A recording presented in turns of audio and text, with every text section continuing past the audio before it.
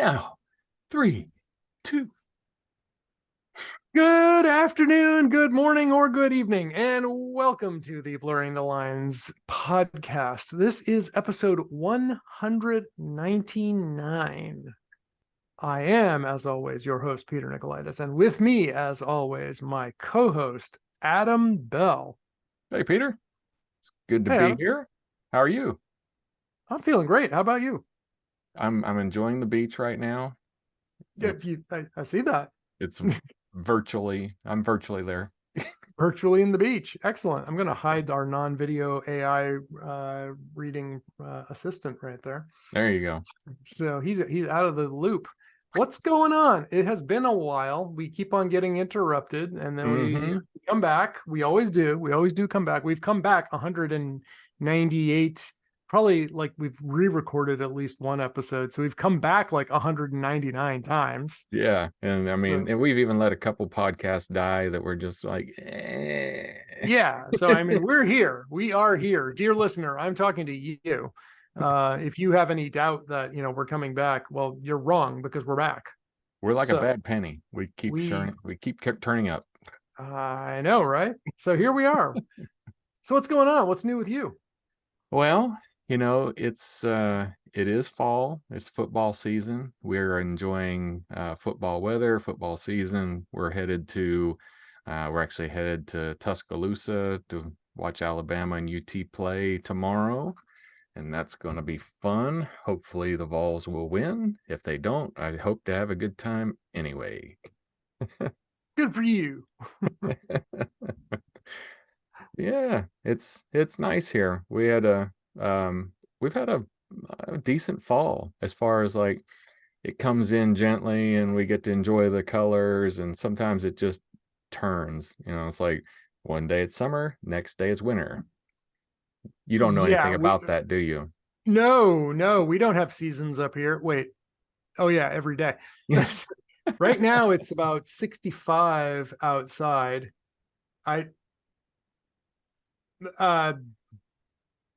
Hang on a second. Good. My girlfriend just texted me and says, I want a baby.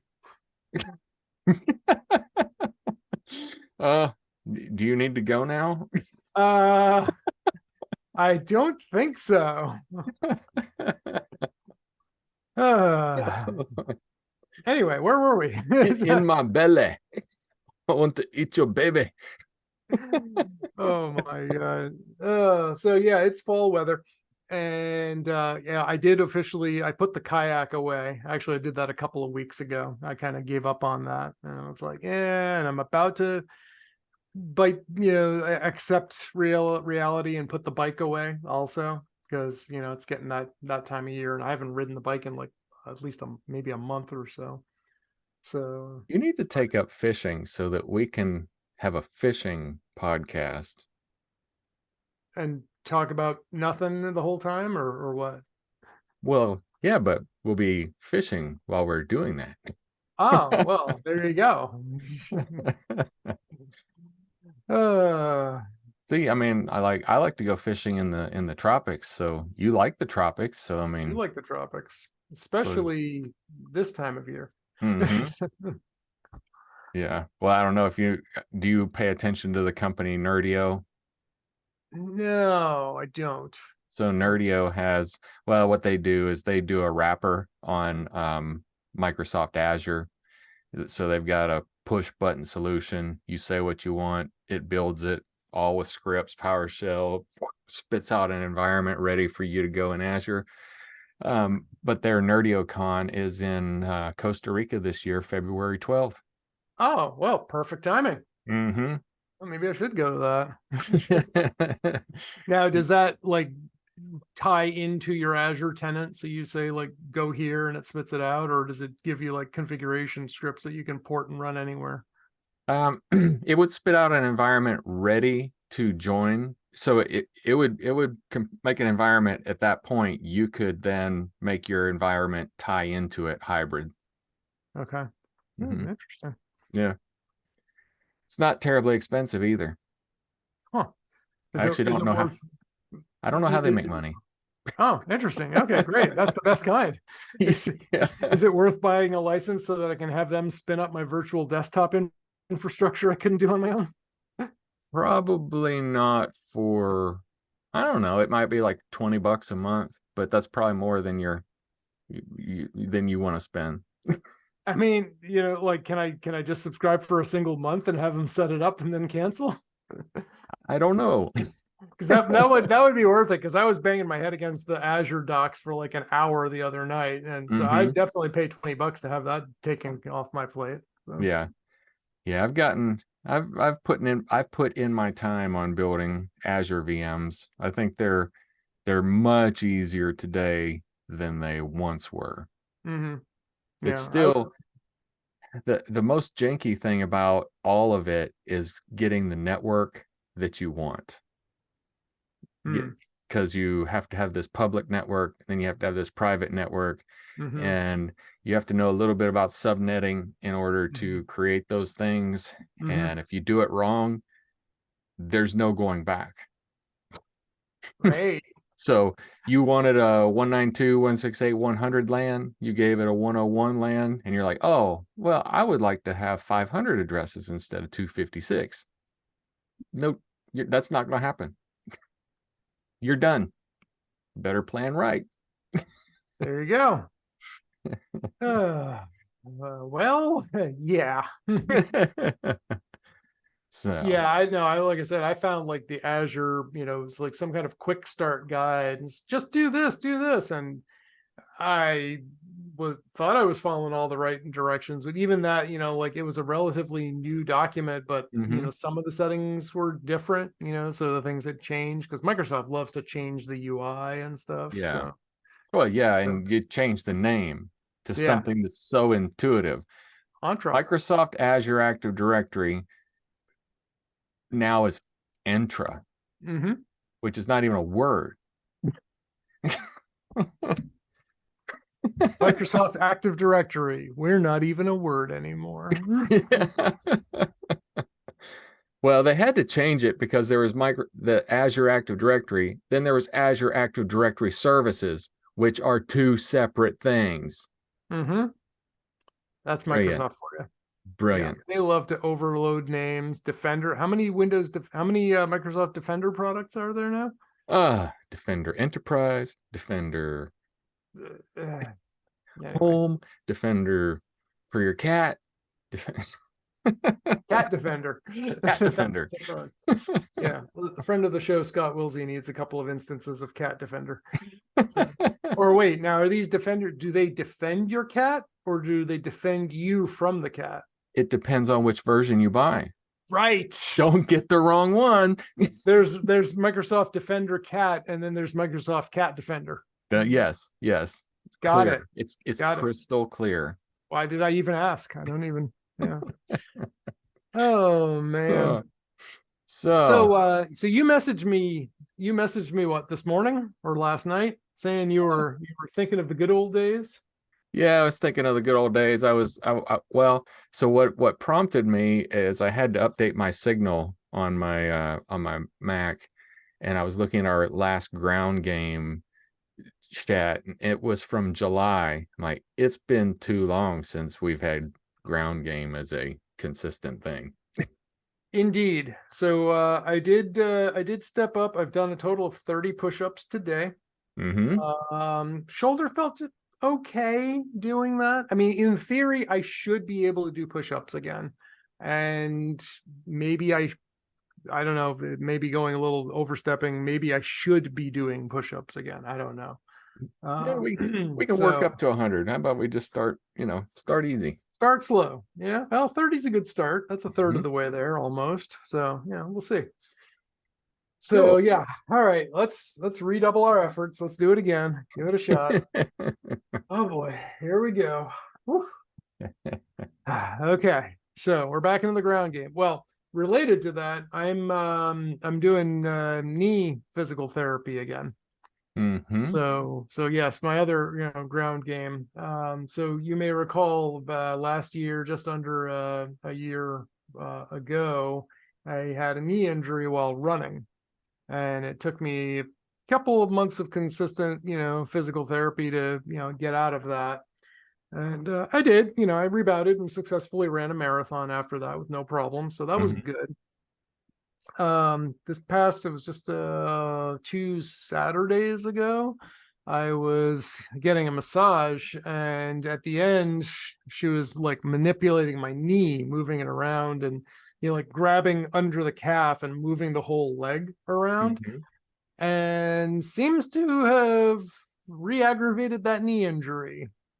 And so I'm back in physical therapy again. Great.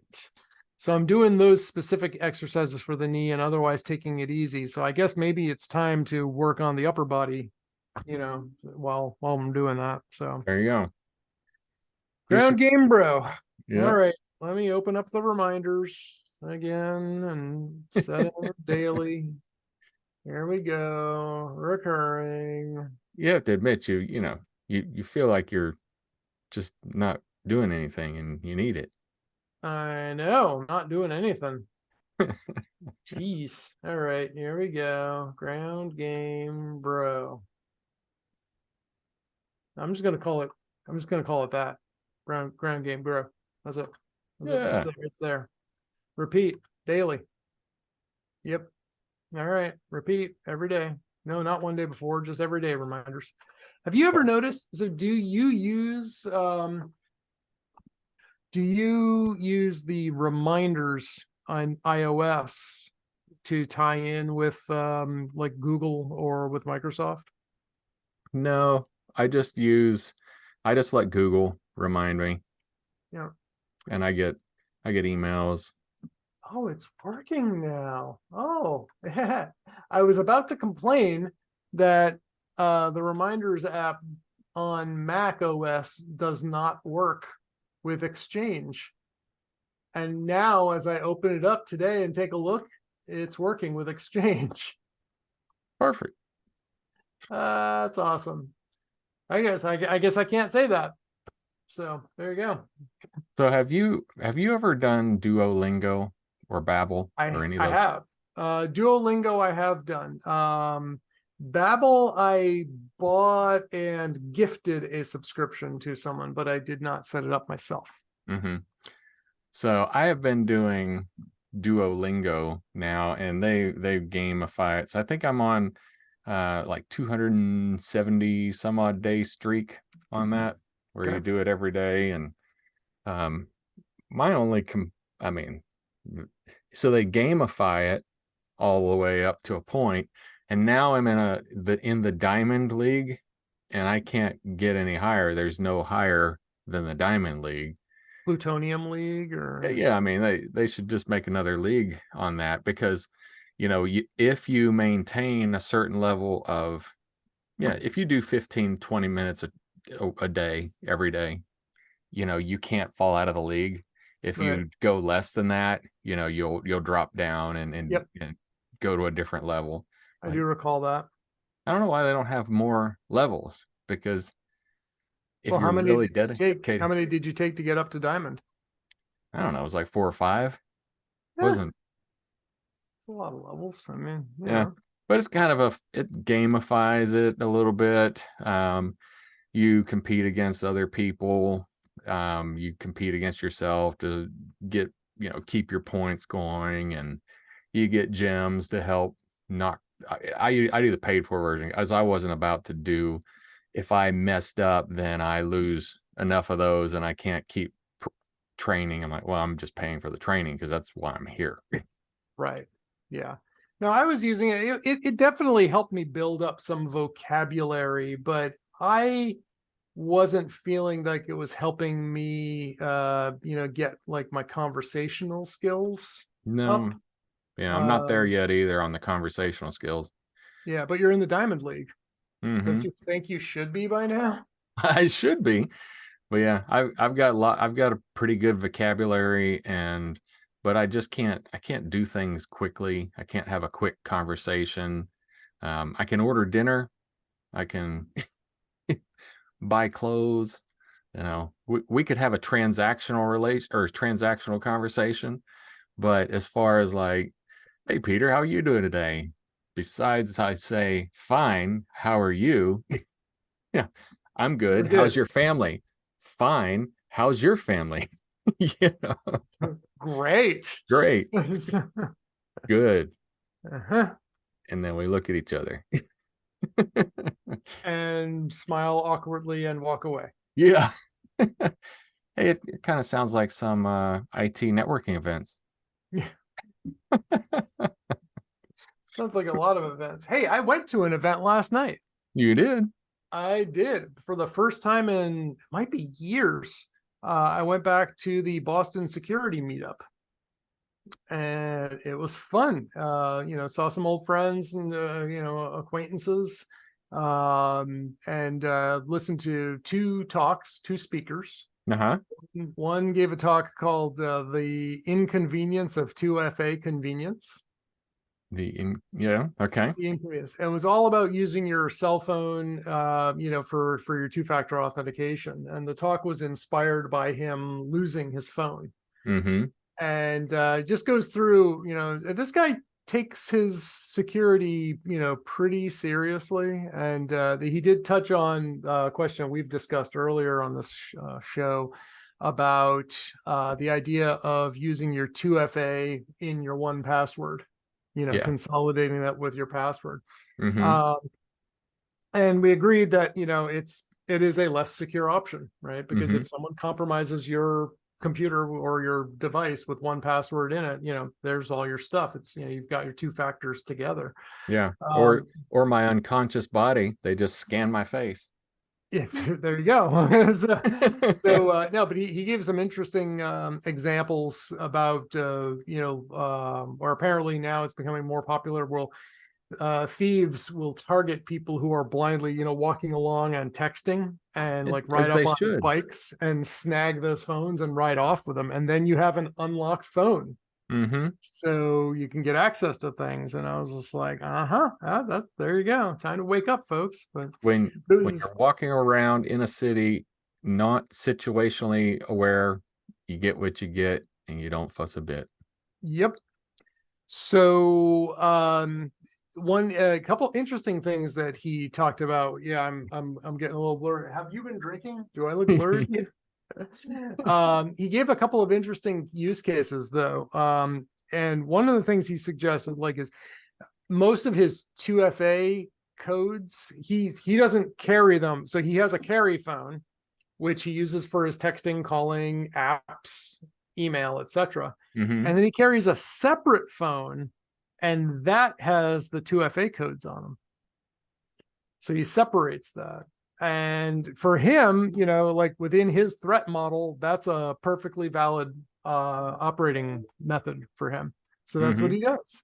So I was like, okay, that's cool. I mean, it seems a little extreme for my use case, but I can see that. I mean, there's plenty of people who still carry two cell phones around, one for work, one for business. I mean, one for work, one for personal, right? Yeah. So it's not unheard of. If, But it was interesting. well, and I think I don't know. I wish more. It kind of needs to be a middle ground. People take it as serious as it needs to be taken. Take the Yep. appropriate level of seriousness. Yep. If I were in charge of White House secrets, then I would be taking precautions like that. You would not be able to scan my face. It'd be a separate device. I mean, I would take all of those things. My life is just not that. I mean, it would be a great inconvenience for me and a big hassle if all of my passwords were released. I mean, that could affect my clients, my business, my life, but not the country.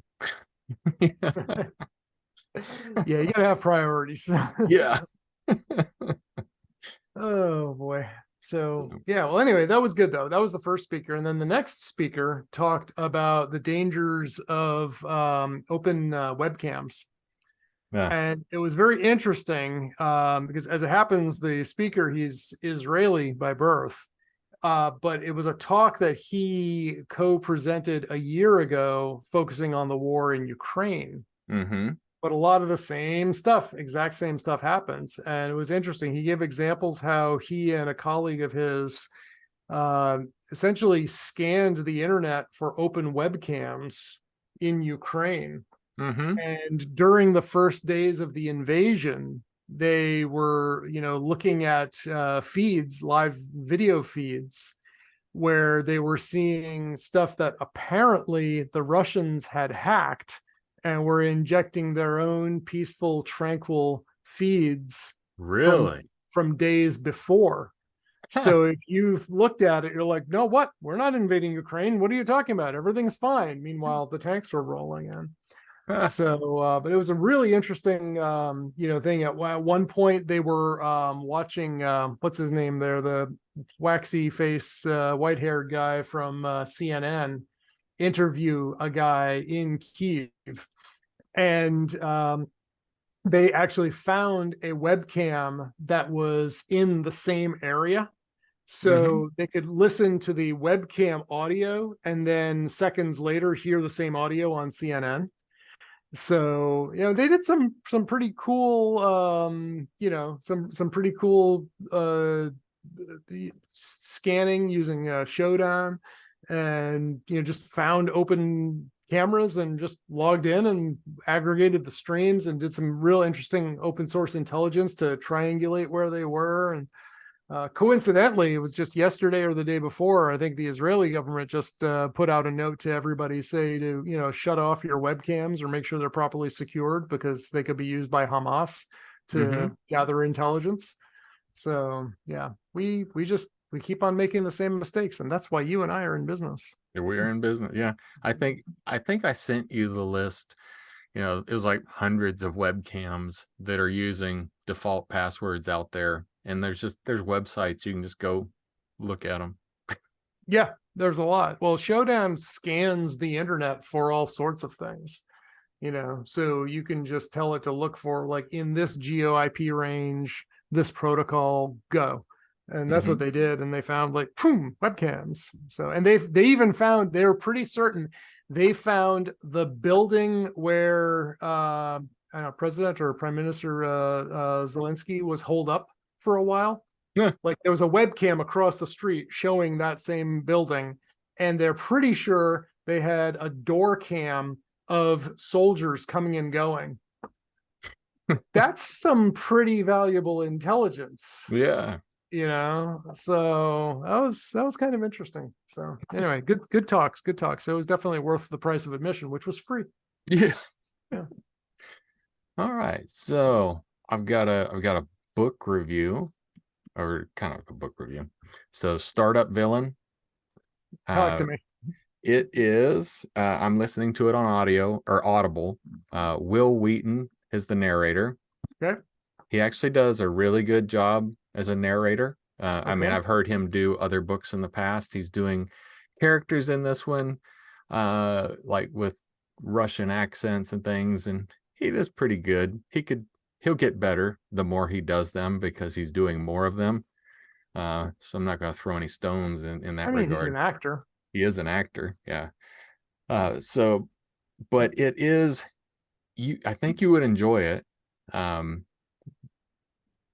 yeah, I can't tell you anything without kind of just you're ruining the plot, so I don't want to tell you anything. But you could listen to the demo, or the preview Yep. on Audible, and see if Okay. you wanted to listen to it. I think you would. Okay. It's a good listen. Startup And villain. I actually listened to Third Eye before that with Felicia Day.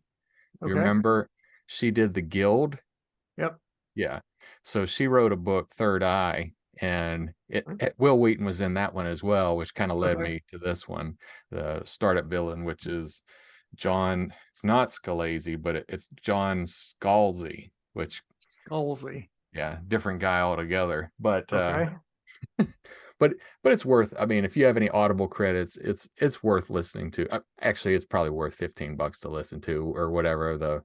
I have a subscription to Audible, so I'm Right. constantly buying credits. But but not everything is available in Audible, right? Is it, or is that the, or what do I think? Oh, I'm thinking Kindle Unlimited, Yeah, which is yeah. limited. So I didn't even look to see if it was in Kindle Unlimited, because they've linked those two systems together now. Okay. So because I have a Kindle Unlimited subscription, if I find a book that I want to read and it's in Kindle Unlimited, it knows that it shouldn't charge me for it. So it'll say $0, and I'll Okay. just choose that option rather than to use a credit, which is nice because I've done that before. I've paid for a book with a real credit when I should have been able to listen to it for free. Got it. Got it. Okay. But they've And just they've to be synced clear, that. it's starter villain, right? Mm-hmm. Not startup villain. I think autocorrect got you, bought you on that. Yeah, starter villain. Starter villain. Got it. Mm-hmm. Okay. All right. All Yeah, right. it's got a I'll take it's a got a look. cat on the I see that. So yeah, I just read it. It says inheriting your uncle's supervillain business is more complicated than you might think, particularly when you discover who's running the place. yeah. Charlie's life is going nowhere fast. A divorced substitute teacher living with his cat in a house his siblings want to sell. All he wants is to open a pub downtown if only the bank will approve his loan. Then a long lost Uncle Jake dies and leaves his supervillain business complete with island volcano lair to Charlie. Yeah. I think I might just buy this now. Yeah. Oh man.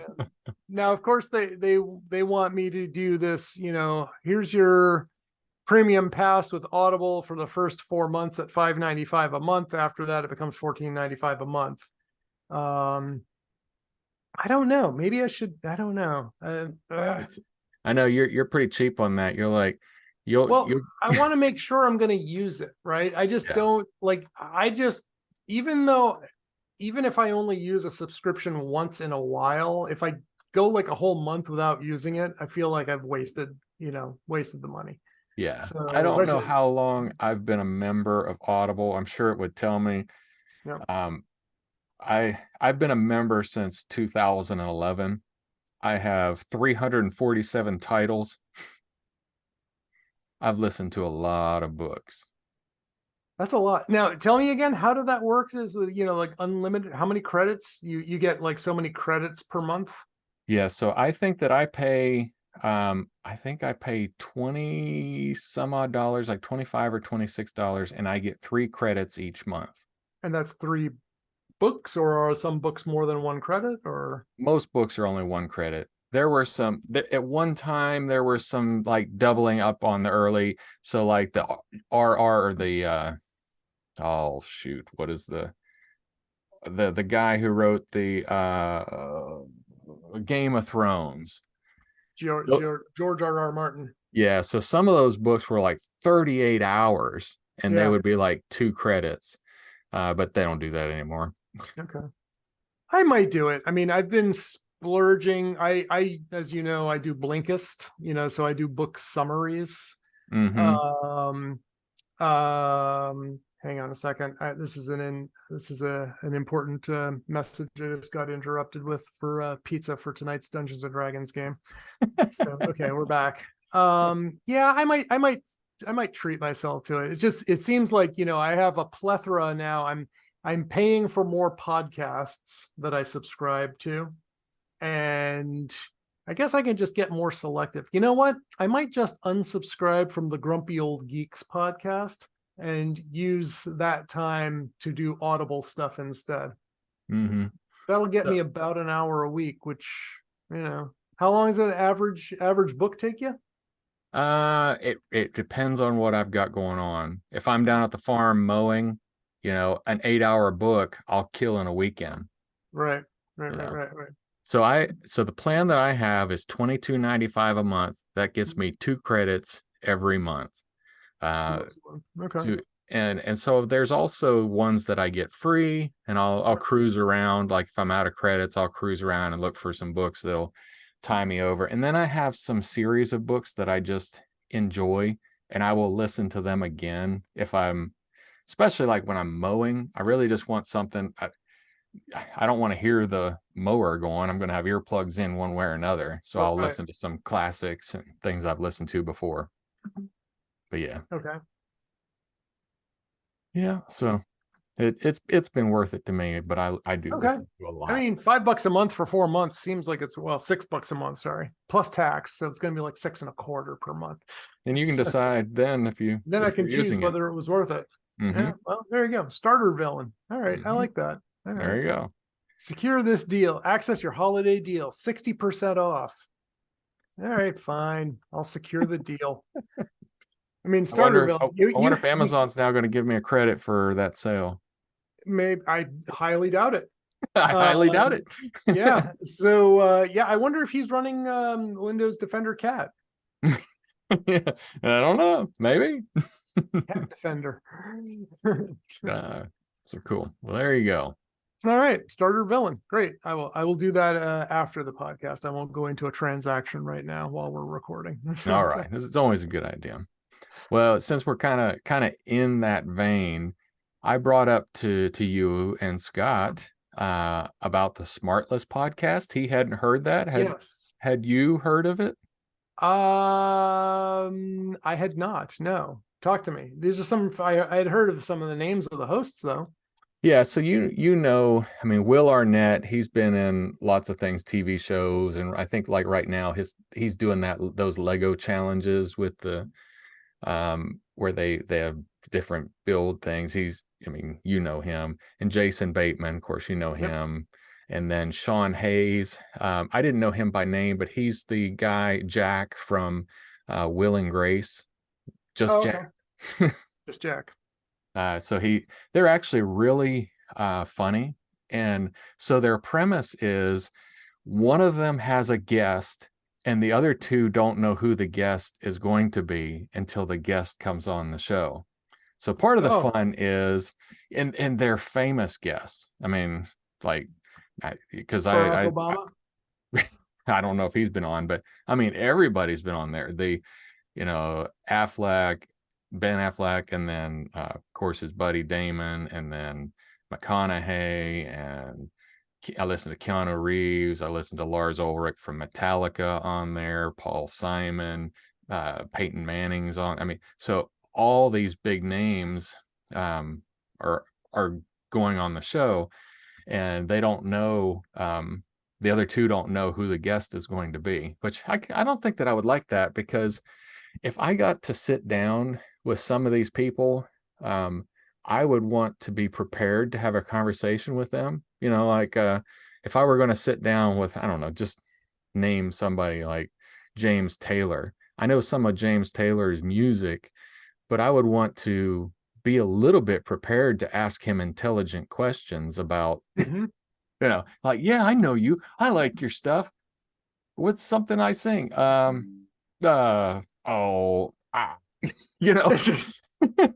on the spot. I like the sound of your voice. Yeah. Just you being here is good enough for me. Yeah, we're good. We're good. But they actually are, they're really good hosts, and they're very gracious with their guests that they have on there. They're pretty complimentary. And the person who has brought them on as their guest they are prepared for the interview. Okay. So that's good. At least you wouldn't, I mean, you want to waste someone like James Taylor's time, for instance. Yeah. Yeah. And I forget who was the one that I listened to. And it was, I mean, he was somebody who was pretty, it's like, wow, that's a big catch to get on there. Who was it? I don't know. Well, like I said, it was an enjoyment. I mean, like Mark Cuban's on there, All right. Andy Richter, Tom Holland, David Letterman, Simon Pegg, Jennifer Garner. I mean, these are All names people I've heard. Yeah. Smartless. Kaylee So not so smart. Kuko, Depeche Mode, like that would be a cool one. The whole band. I guess so. Joaquin Phoenix, Rob Lowe, Ben Affleck, the Joker. Yeah. Yeah. Cool. I forget who was it. Bono, James Cameron. Wow, some real big names. Okay. Yeah. All right. Yeah. Steve Carell, Tony Hale. Anderson Cooper, Kevin Bacon. Hey, Hey, he's the one I was trying to think of. yeah, the hair. I can't stand him. Ethan Hawke, Ewan McGregor. Ewan McGregor. All right, all right. I'll subscribe. I'll subscribe. And it's free. Yeah, I was gonna say now I shouldn't bother, buying the buying that Audible thing because Yeah, I don't you need got it. hundreds of hours, right? And they're an hour long episode, so they don't just like give them a 20-minute chat. I mean, they talk to them an hour. Now, question: Are they ad sponsored? They are. Are they annoying ads? Uh no, they're not annoying ads, but what is annoying is the levels between the clips and the recording is not the same. And Scott Wilsey will want to punch a baby. No, he wants to beat the neighbor's dog. That's what Beat he the wants. neighbor's dog. That's what he wants. That makes it kind of drives me nuts too, because their intro is real loud, real clear, and you turn it down, and then when they get to talking, you got to turn it way up, and then when they switch to commercials, then you got to turn it way down. So That's as a podcaster, I'm like, come on, y'all are big names. That's like, old time television ads, though. You used to watch broadcast TV, and you're listening, and then all of a sudden the commercial comes on, and the volume's up like 20 decibels louder.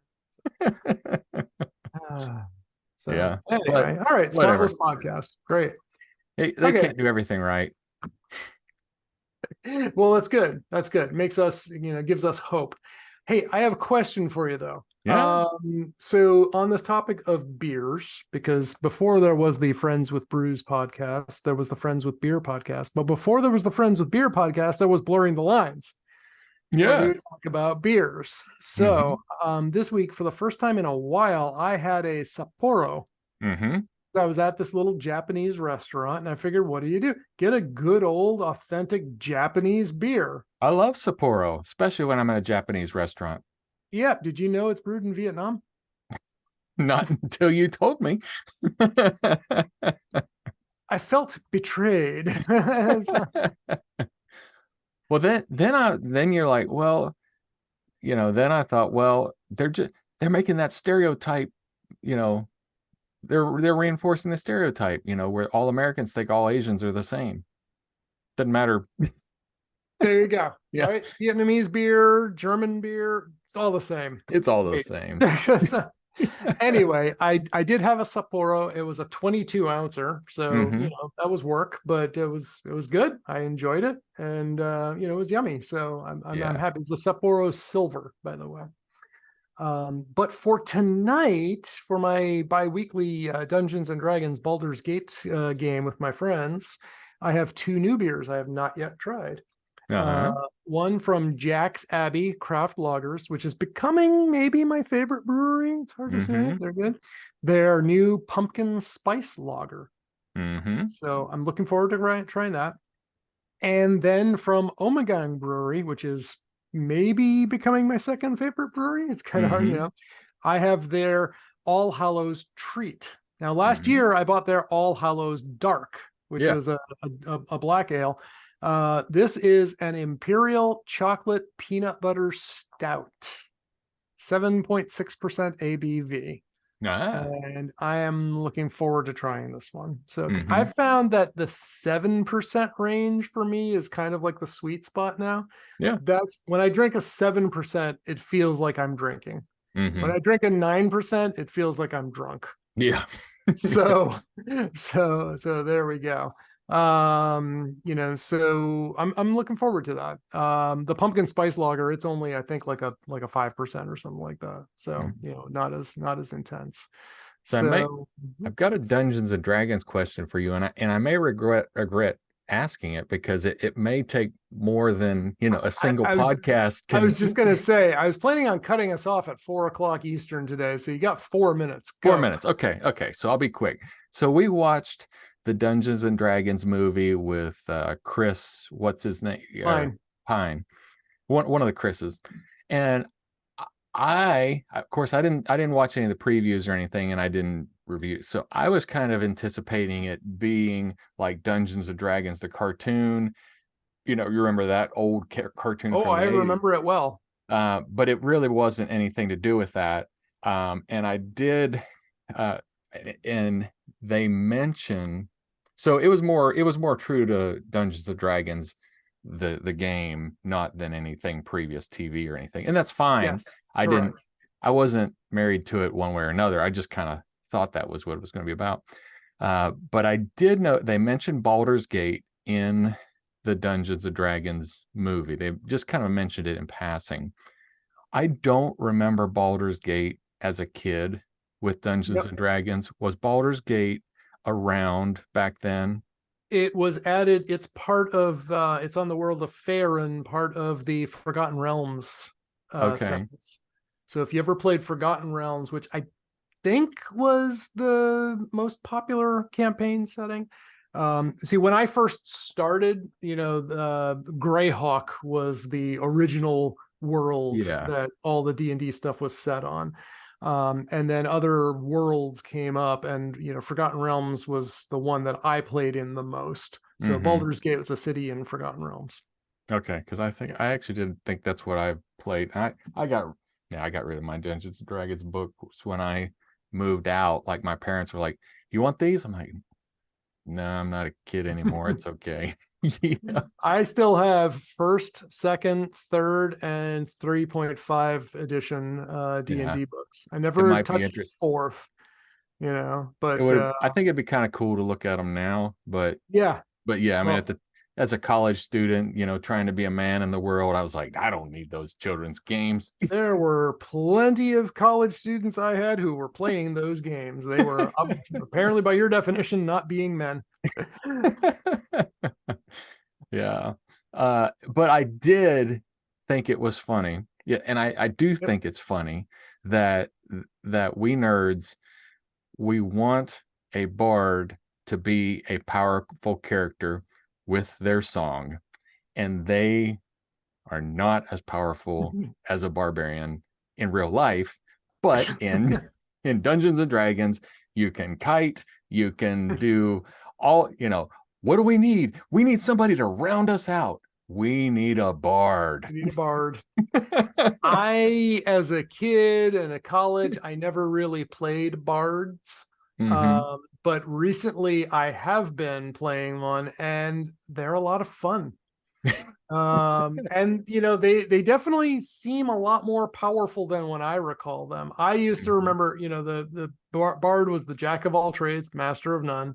Hmm. He could do a little bit of everything, but they seem to cast some pretty powerful spells these days. It's Hmm. like not as much as wizards, but they're throwing fireballs around at like ninth, 10th level or so. That's pretty cool. Yeah. So Yeah, I know. Well, so the first time I ever saw that was really in EverQuest, the first one. Like, oh, you need to be a bard if you want to do lots of soloing. I'm like, why in the world would I want to be a bard? And you're like, oh, well, you can get the aggro going, and then you can get this going, and you get damage over time going. And you just keep running around them, and they'll eventually die. I'm like, oh, okay, that sounds like fun. Yeah. yep. I really liked the movie. It kept very true to the game. That was Yeah. my thought, because all the things that that happened like were like, yep, oh, that totally happens. And then the paladin shows up and just cleans house, and he's better at everything. I had to point out to my friends, because I saw the movie in theaters when it came out with the crew, my Tuesday night D&D crew. Mm-hmm. And I had to point it out. I was like, that guy was an NPC. That was the dungeon master just having some fun. Oh, let me throw you out, and here's this 20th level paladin who's just better at you than everything. But okay, now that he's had his fun, he's gonna leave. Yeah. So I was like, yeah, that was it was just so typical. So I liked it. I thought it was great. Odds of there, I don't think I don't know. I've heard conflicting things. I don't think there's going to be a sequel, but I think it would be great if they did. So anyway, I don't know. Yeah. I liked it. I liked it. Cool. Well, that's good. So I enjoyed that. And then I think the last thing is my Yeah. truck should arrive in Vegas today. It shipped on Sunday. It Mhm. should arrive today on Friday. Would you send it FedEx? Yep, one piece at a time. Yeah. No, they this FedEx freight. yeah, this shipping company came out, and you know those trucks that going down the road that just have a whole bunch of cars loaded up onto them. My truck was loaded up onto one of those, and the truck headed towards California. The cars that were going to California, and then my stop was in Las Vegas.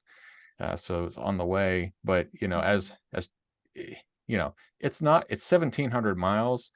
Yeah, Could it's a have haul. driven it in 2 or 3 days easily, but truck drivers aren't allowed to drive more than 8 hours in a day. To the rules are changed to keep them from falling asleep or taking no dose or things like that make them unhealthy. Right. The things that we expect doctors to do on a daily basis during their residencies. Yeah, I mean, all doctors should be working 12 and 18-hour shifts or No, something. 30, 32 or 48. They have to go for like 3 days in a row, I think. That's what I want. I Yeah. want somebody making tired choices for me. Makes perfect sense. Oh, man. Cool. Well, hey, I think we have done what we set out to do. So I think we should put a pin in this. Put a pin in it. We should let everybody know that if they want to get a hold of us, they can find us at blurringthelinespodcast.com. They can find you at other places like Other places. sublimecomp.com. They can find you on X, formerly known as Twitter, at sublimecomp. They can find me at yogawithpeter.com or friendswithbrews.com. If you can spell it, you can try to find me at Nikolaidis.com. If you can spell that, you can find me on Mastodon at Nikolaidis at infosec.exchange. And if all that much is too much for you, then I suggest that you just push the big red button. Yeah, just walk away.